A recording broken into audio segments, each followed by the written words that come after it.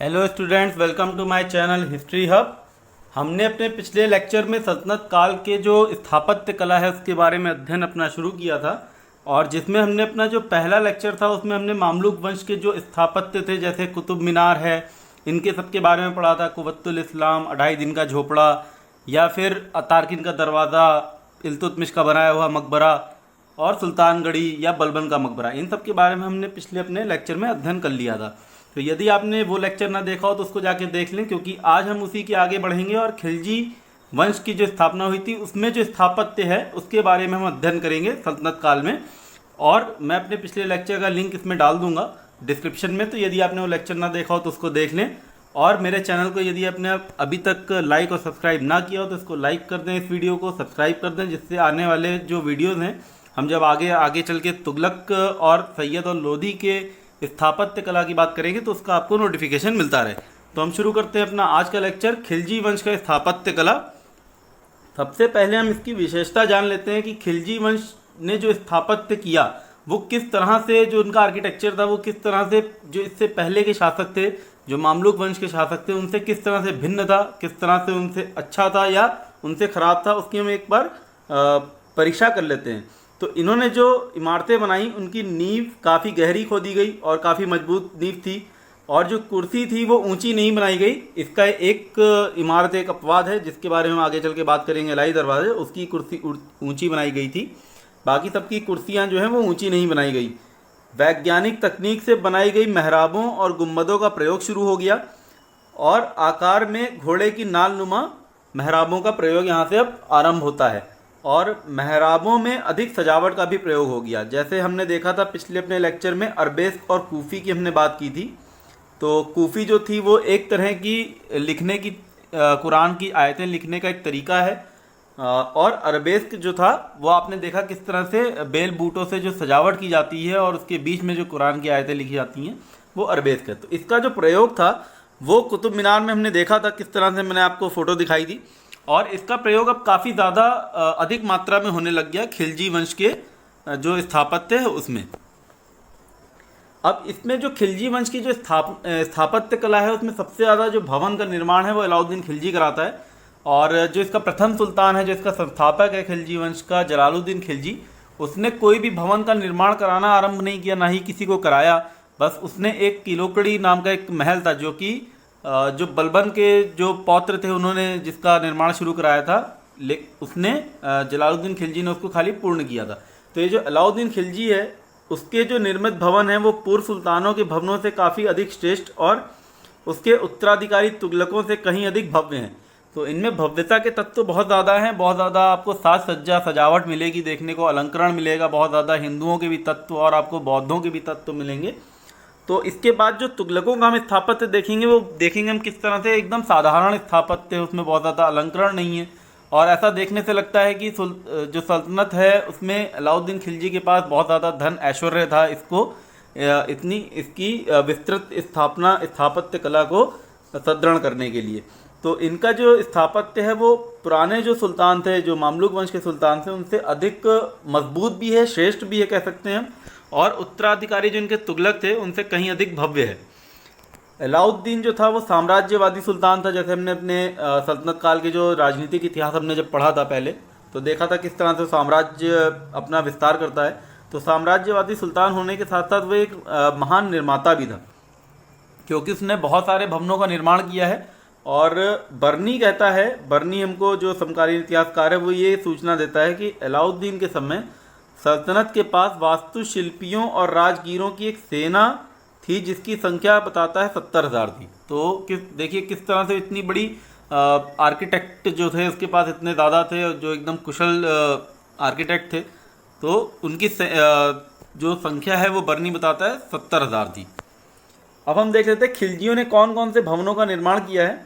तो सबसे पहले इसमें हौजे खास, जिसको हम हौजे अलाई भी कहते हैं, इसके दोनों ही नाम हैं, और अभी इसका हाल फिलहाल में नाम हौजे रानी भी है। तो इसके 3 नाम हैं एक्चुअली देखा जाए तो, हौजे खास है, हौजे अलाई और हौजे रानी। हज़ार सितून महल, जिसको हम बोलते हैं 1000 खम्भों का महल है, 1000 स्तंभ बोल सकते हैं हम। और इसके बाद जो सबसे इसमें जो सबसे ज़्यादा भव्य और सबसे ज़्यादा जो श्रेष्ठ इमारत है वो है अलाई दरवाज़ा। और ये आपके लिए परीक्षा की दृष्टि से सबसे ज़्यादा महत्वपूर्ण है इन जितनी भी इमारतों को हम पढ़ रहे हैं उसमें से, क्योंकि सबसे पहले तो ये कुतुब मीनार से जुड़ी हुई है, कुतुब कॉम्प्लेक्स में ही है। दूसरा, ये सब जो हम इंडो इस्लामिक स्थापत्य पढ़ रहे हैं उसका ये बेहतरीन नमूना है। अभी हम देखेंगे आगे चल के इसके बारे में बात करेंगे विस्तृत। और इसके अलावा इसने जमात खाना मस्जिद बनवाई, अलाई मीनार बनवाई, ये भी कुतुब कॉम्प्लेक्स में है अलाई मीनार। और उखा मस्जिद जो कि इसने बनाई भरतपुर राजस्थान में, और ये अलाउद्दीन खिलजी ने नहीं बनाई, ये बनाई है कुतुबुद्दीन मुबारक खिलजी ने। अब ये जो अलाई मीनार है इसके बारे में थोड़ा सा बता देता हूँ आपको। अलाई मीनार, इसने एक मीनार बनवाई थी, इसको हम कई बार कुतुब मीनार से कंफ्यूज कर जाते हैं, बट ये कुतुब मीनार नहीं है, कुतुब मीनार अलग है और ये अलाई मीनार है। इसके बारे में भी हम आगे चल के बात करेंगे। सबसे पहले हम देखते हैं हौज़े खास। ये मैंने आपको एक फ़ोटो दिखाने की कोशिश की है, यहाँ पे दाहिनी तरफ अगर आप देखें तो ये अलाउद्दीन द्वारा बनाया गया पहला भवन है। और यहाँ पे ये जलाशय है, ये करीब 70 एकड़ में फैला हुआ जलाशय था।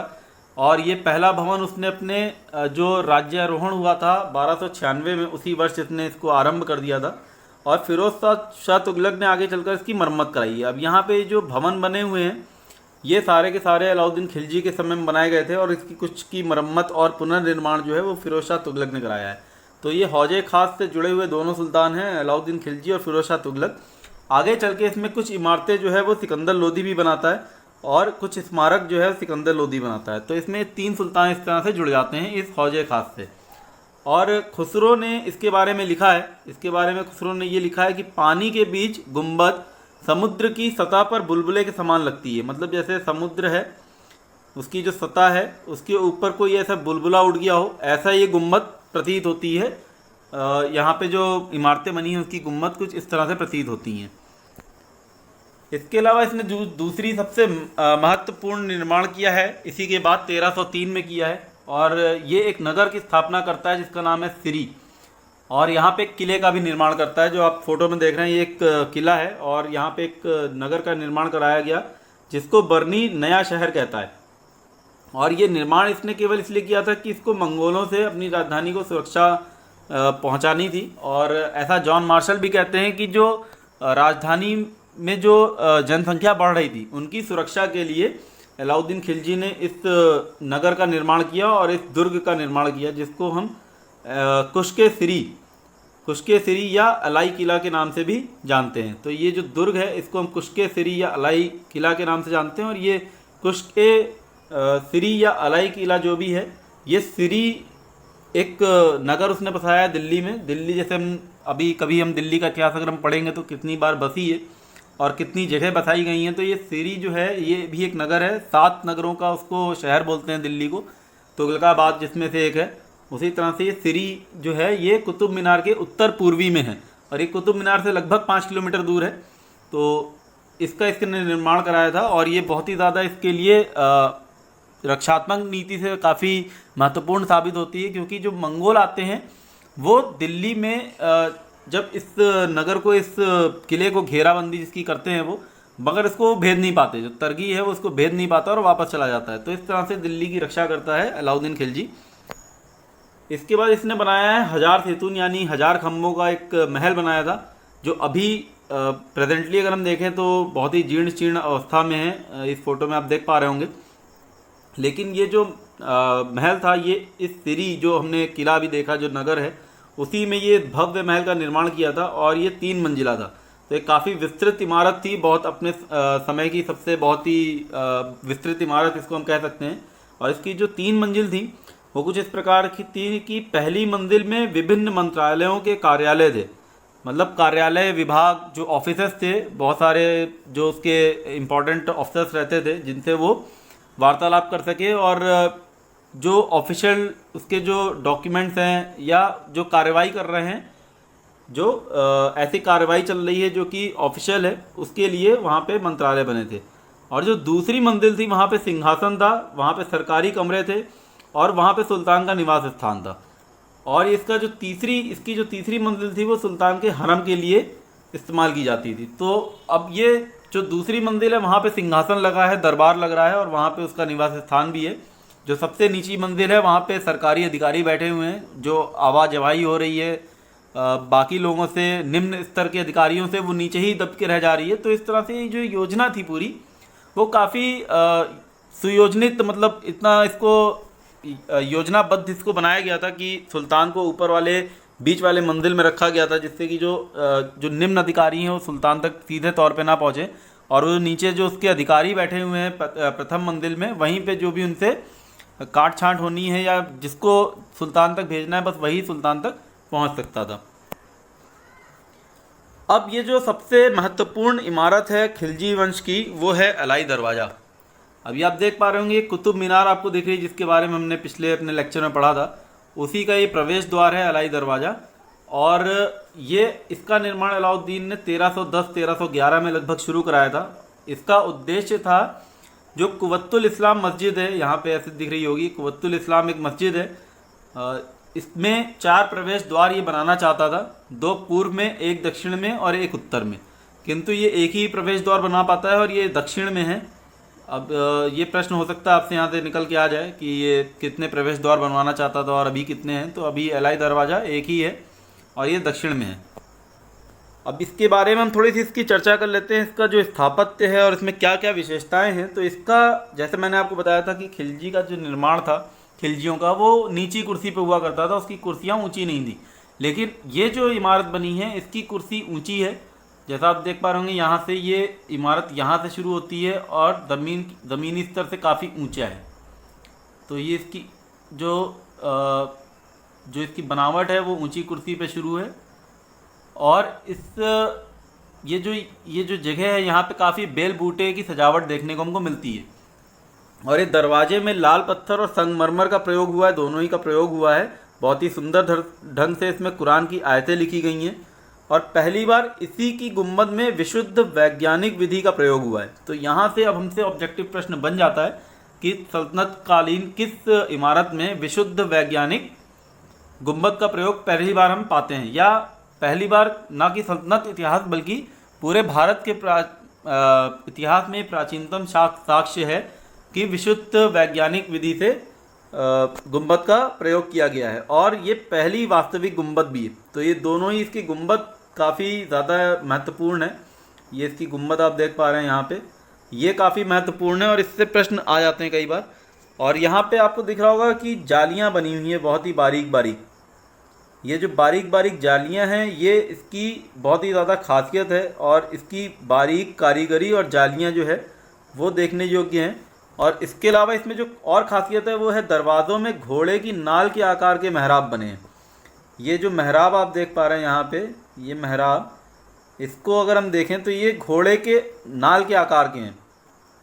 ऐसे जैसे घोड़े की नाल होती है, इस तरह से ये मेहराब बना हुआ है कुछ। और ये सर्वप्रथम इसी इमारत में देखने को मिलता है। इस तरह के मेहराब हमको इतिहास में इससे पहले किसी इमारत में नहीं है। और इस इमारत में प्रथम बार हमको ये घोड़े की मेहराब जैसे, जो घोड़े की नाल जैसे जो मेहराब हैं वो देखने को मिलते हैं। और इसमें इस्लामी पद्धति का प्रयोग हुआ है। पूरी इमारत को इस्लामी पद्धति पे बनाने की कोशिश की गई है। मगर ये जो अलंकरण है, जैसे मैंने बताया आपको, बेल बूटे बने हैं यहाँ पे, ये जो बेल बूटे बने हैं ये हिंदू शैली पे आधारित हैं। और इसके जो निम्न भाग की दूसरी पंक्ति है, ये पूरी निम्न भाग है। और इसकी ये जो दूसरी पंक्ति है, ये वाली, यहाँ पे कुछ हमको ऐसे अलंकरण मिलते हैं जो इमारत में बौद्ध तत्वों के समावेश को इंगित करते हैं। मतलब यहाँ पे कहीं ना कहीं बुद्धिज़्म के सिंबल्स को यूज़ किया गया है। तो ये जो पूरी की पूरी इमारत है, इसके बारे में बहुत ही बड़े बड़े विद्वानों ने कुछ बहुत ज़्यादा टिप्पणियाँ की हैं। उसमें से एक जॉन मार्शल हैं, जो आर्कियोलॉजी सर्वे ऑफ इंडिया से संबंध रखते हैं। और ये अंग्रेज़ों के समय में आर्कियोलॉजी सर्वे ऑफ इंडिया से संबंध रखते हैं। इसमें इन्होंने बोला है, अलाई दरवाज़ा जो थी वो इस्लामी स्थापत्य कला के खजाने का सबसे बड़ा हीरा है। तो ये कथन भी हमको थोड़ा सा महत्वपूर्ण है, याद रखने हैं। और ये जो अब अलाई दरवाज़ा है, पूरा इंडो इस्लामिक जो स्थापत्य है उसका भी सबसे बेहतरीन उदाहरण है, नमूना है उसका सबसे बड़ा। क्योंकि जैसा हमने देखा, इसमें बेल बूटे के जो अलंकरण हैं वो हिंदू शैली पे आधारित हैं। इसमें बौद्ध तत्वों का भी समावेश है। तो ये मिला जुला एक पूरी जो कला है, जो अलाई दरवाज़ा की कला है, वो पूरी मिली जुली एक सभी कलाओं का एक मिला जुला सम्मेलन है। तो जॉन मार्शल साहब इसको इस्लामी खजाने का सबसे बड़ा हीरा बताते हैं। और पर्सी ब्राउन वहीं पे इसको कहते हैं कि इस्लामी स्थापत्य कला के विकास में ये महत्वपूर्ण स्थान रखता है। वहीं पे जो फर्ग्यूसन है ये बोलते हैं इतनी पूर्ण कृति पहले कभी नहीं बनाई गई, निसंदेह ये खिलजियों के अंतर्गत अरबी अलंकृत के विकास का चरम बिंदु है। अब हमको याद रखना है जो फर्ग्यूसन है वो इसको विकास का चरम बिंदु बताते हैं, वहीं पे पर्सी ब्राउन जो है वो इसको महत्वपूर्ण स्थान बताते हैं विकास में, स्थापत्य कला के विकास में महत्वपूर्ण स्थान बताते हैं पर्सी ब्राउन, लेकिन चरम बिंदु बताते हैं फर्ग्यूसन। तो यहाँ पे दोनों के बीच में थोड़ी सी तुलनात्मक अध्ययन भी किया जा सकता है, हालांकि बहुत ही गहरा विषय हो जाएगा और बहुत ही लंबा चला जाएगा हमारा लेक्चर। तो बस आपको याद रखना है कि जो पर्सी ब्राउन है वो इसके विकास इसको अलाई दरवाजे को स्थापत्य कला के विकास में एक महत्वपूर्ण स्थान बताते हैं, जबकि फर्ग्यूसन इसको विकास का चरम बिंदु बताते हैं। अब ये जमायत खाना मस्जिद ये भी अलाउद्दीन खिलजी ने बनाई है, और अलाउद्दीन खिलजी ने इसको निज़ामुद्दीन औलिया की खानकाह के समीप बनाया। ये तत्कालीन मस्जिदों में सबसे बड़ी थी और लाल रेतीले पत्थर से बनी थी। तो अभी तक की जितनी भी मस्जिद बनी है उसमें सबसे बड़ी इमारत है ये, अब सबसे बड़ी मस्जिद है ये।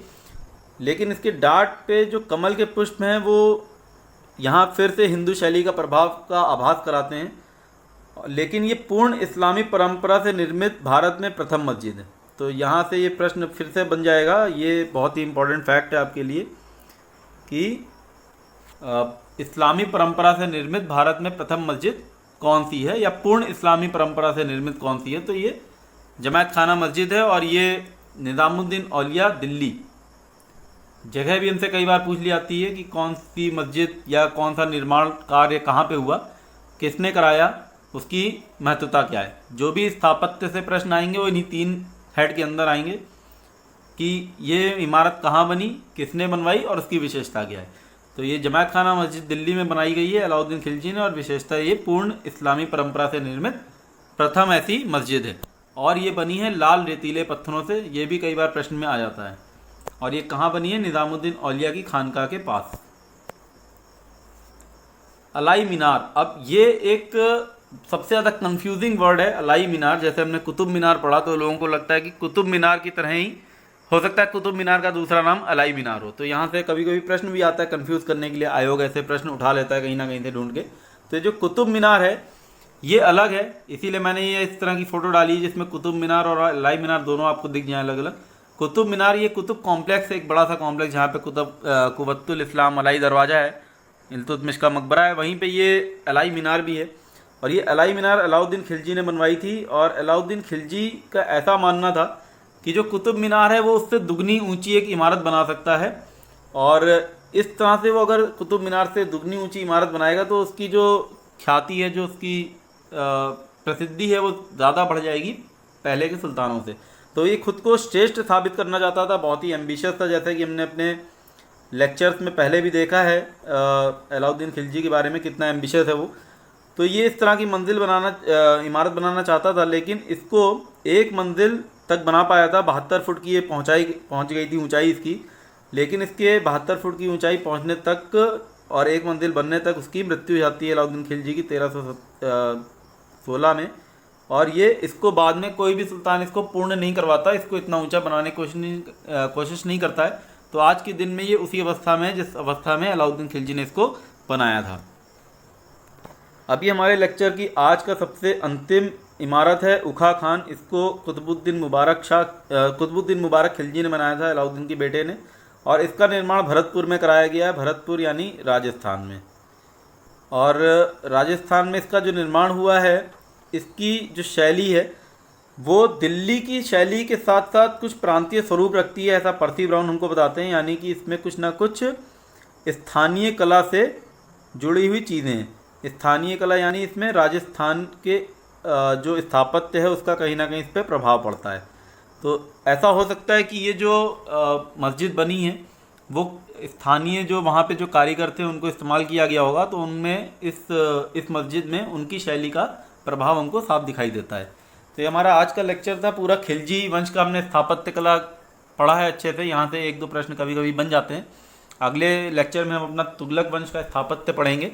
तो यदि आपने मेरा अभी तक चैनल सब्सक्राइब ना किया हो तो इसको सब्सक्राइब कर लें, जिससे आपको आने वाले लेक्चर के नोटिफिकेशन मिलते रहें। धन्यवाद।